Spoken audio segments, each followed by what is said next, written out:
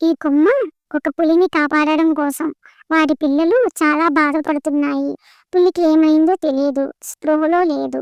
అవునా, సరే, ఆ రాణి యక్షిని దగ్గరకు నేను తీసుకువెళ్తాను. ఇంత చిన్న పక్షిది పులిని కాపాడడమా? పులి అంటే క్రూర జంతువు అంటారు కదా, దాన్ని కాపాడడం అంటే నీది ఎంత జాలి గుణం. నీ ధైర్యానికి మెచ్చాను. నేను ఈ కొమ్మని ఇస్తున్నాను, తీసుకువెళ్ళి పులిని కాపాడు.